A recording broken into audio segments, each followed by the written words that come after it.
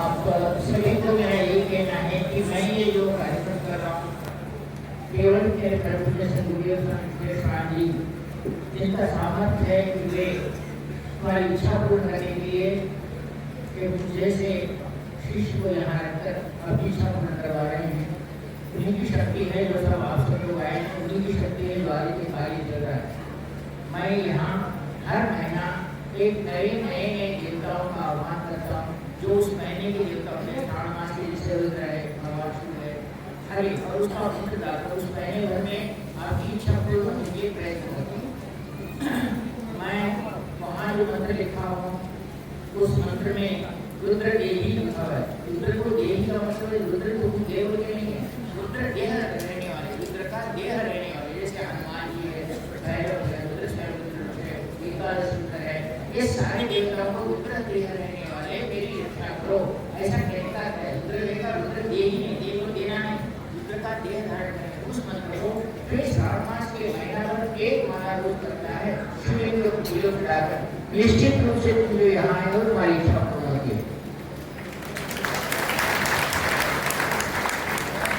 మీ అందరికి చెప్పడం ఏంటంటే, నేను ప్రతి నెల ఇక్కడ మీకు ఆహ్వానిస్తున్నప్పుడల్లా ఆ నెలకు సంబంధించిన దేవతలు అడిగి మీ యొక్క కోరికలు నెరవేరడానికి ఆహుతి చేపిస్తూ ఉంటాను. మీ కులదేవత దాంట్లో అందరి దేవతల్లో ఉన్న మీ రాశిని అనుసరించి ఆ దేవతను పిలిపించి హోమం చేపించి మీ కోరిక చెప్పి మీరు ఎప్పుడైతే చీటీ రాసిన పెడతారో ఆ చీటీలో ఉన్న వాళ్ళందరి కోరిక నెరవేరాలని నా గురువు గారికి ప్రార్థించి ఆ దేవతను ప్రార్థిస్తాను. ఆ చీటీ ఊరికే ఉండదు, నెల రోజులు నా దగ్గర ఉంటుంది అంటే నేను దాని గురించి ఇక్కడికి వచ్చినప్పుడు వాళ్ళందరి కోరిక నెరవేరాలని కోరుకుంటూ ఉంటాను. ఇప్పుడు మీకు చెప్పినట్టు ఒకవేళ మీరు వచ్చి అలాగే వెళ్ళిపోయినా సరే నేను కొబ్బరికాయ కొట్టమంటాను భైరవుడి దగ్గర కానీ క్షేత్రపడదు. మనం చూస్తుంటాం సాక్షి గణపతి అని, సాక్షి కృష్ణ అని, సాక్షి ఇట్లా సాక్షి దేవతలు ఉంటారు. నా ఆశ్రమంలో భైరవుడు సాక్షి. మీరు అక్కడ కొబ్బరికాయ కొట్టినారంటే వీళ్ళ హవనానికి వచ్చిపోయినారు, నేను వాళ్ళ ఇంటికి వెళ్తాను, వాళ్ళ కోరిక నెరవేరుస్తారు అని చెప్పడం. ఆయన ముందు హవనం వేసి ఆయన తృప్తి పరిచి కొబ్బరికాయ వదిలించినారంటే నేను చెప్పిన ఈ మంత్రానికి మీ ఇంటికి ఆ భైరవుడు వచ్చి నెల రోజులు మిమ్మల్ని రక్షిస్తాడు, మీ కోరిక నెరవేరడానికి మీకు సహాయపడతాడు. आपको आपकी इच्छा पूर्ण करने के लिए भैरव सहायता करते हैं। यहाँ लिखित चेतना केंद्र में आप आकर हवन किए हैं तो भैरव तुम्हारा साक्षी है। भैरव कहता है कि इन्होंने नारियल फोड़ा है मेरे सामने, मुझे पता है ये हवन को आए थे और इनकी इच्छा है, गुरु जी ने जो मंत्र करके हवन डाला था उसकी इच्छा पूर्ण करने के लिए मैं प्रार्थना करता हूँ। आपका जो नारियल फोड़ा हुआ आधा भैरव के सामने, क्षेत्रपाल के सामने, हनुमान जी गरुड़ के सामने छोड़ देते हो और आधा हवन को देते हो, तो अग्नि देवता मैं जिस मंत्र को बुलाऊं उसका प्रसाद लेकर जाते हैं। ये हवन तुम्हारे लिए है और वो हवन देवताओं के लिए है। ఇక్కడ చేసే హోమం మీ కొరకు, అక్కడ చేసే హోమం దేవతల కొరకు. దేవతలు ఆ కొబ్బరికాయ కొట్టిన తర్వాత అంటారు కదా, వీడు పూర్ణ ఫలం నాకు ఇచ్చినాడు, నేను వాడి కోరిక నెరవేరుస్తాను అని చెప్పి నెల రోజుల వరకు మీ గురించి నేను ఏ సాధనలు చేసినా ఏమి చేసినా మీ కోరిక నెరవేరాలని చేస్తూ ఉంటాను. అలాగే ఇప్పుడు మీరు కూడా సాధనలో దిగమై మీ కోరిక నెరవేరాలని అక్కడ మంత్రం రాసి ఇచ్చినారు. బోర్డు పై మంత్రం లిఖా. మీరు ఏం చేయనక్కర్లేదు, ఇంటికి వెళ్ళిన తర్వాత రోజు స్నానం చేసి ఒక మాలా మంత్రం మాత్రమే చేయండి. నెల రోజులు ఒక మాలా మంత్రం జపం చేయండి. మీరే స్వయంగా ఇస్తారు. మీ ఇంట్లో శివలింగం ఉన్నా, శివలింగం గుడిలో ఉన్నా, ఊళ్ళో ఉన్నా ఒక్క బిల్వపత్రం ఎక్కించి ఇంటికి వచ్చి ఒక మాల చేయండి ఆ మంత్రాన్ని. రుద్రదేహం మీద ఆంజనేయ 11 రుద్రావతారు కదా, ఏకాదశి రుద్ర. మరి ఆ విధంగానే ఏవేవైతే రుద్రుడో భైరవుడు రుద్రుడే, ఆంజనేయ స్వామి రుద్రావతారమే, ఈయన రుద్రావతారమే, ప్రత్యేకంగా కూడా రుద్రావతారంలో కలిసినవి. ఆ దేవతలందరూ ఈ మంత్రం చేసినందువల్ల మీ కోరికలు నెరవేరడానికి సహాయపడతాయి.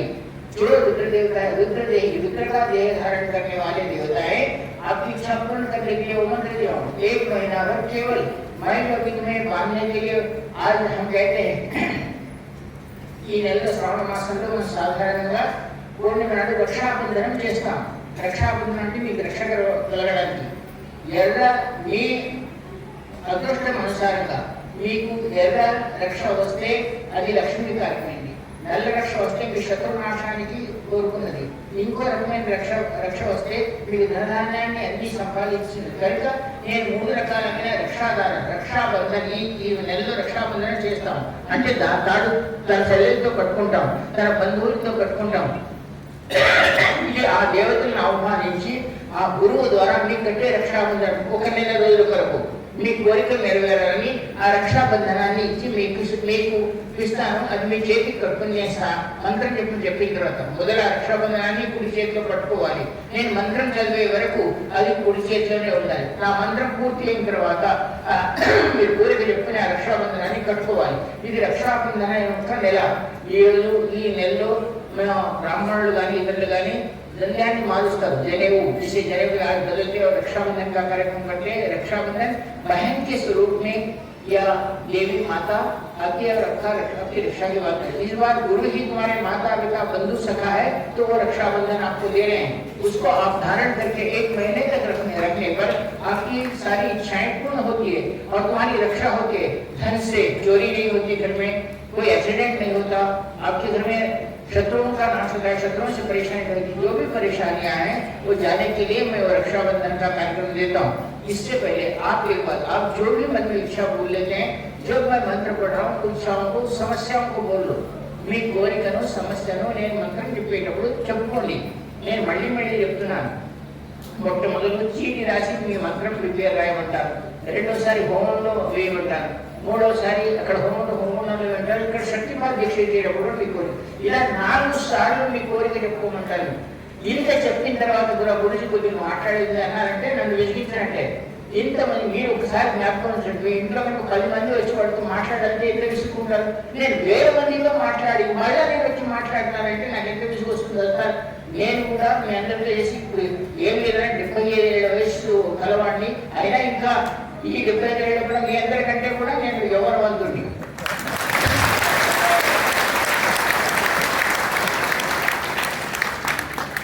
అంటే యవ్వనవంతుడిని పెళ్లి చేసుకోవడానికి కాదు, మీకంటే బాగా నడవగలుగుతాను, మీకంటే బాగా నడవగలను, ఏదైనా మంచిది. కాబట్టి మీ అందరికీ కూడా ఈ శక్తిపాత దీక్షల ద్వారా మీ అందరి కోరిక నెరవేర్చే నా ఈ కోరిక మీ అందరి కోరిక నెరవేరితే నిజంగా నా గురువు దగ్గర నిలబడే శక్తి నాకు ఉంటుంది.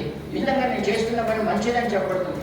చాలా మంది వస్తారు, చాలా గురువు గారు 3 నెలలు వచ్చినామండి మా కోరిక నెరవేరలేదు, 1 నెల గ్యాప్ నుండి మీరు పరీక్ష రాస్తారు. ఒకడు మొదటి పరీక్షలోనే ఫస్ట్ క్లాస్ పాస్ అవుతాడు, రెండో పరీక్ష ఇచ్చిన తర్వాత సెకండ్ క్లాస్ పాస్ అవుతాడు, ఒకడు మూడోసారి ఒకడు ఫెయిల్ అవుతాడు.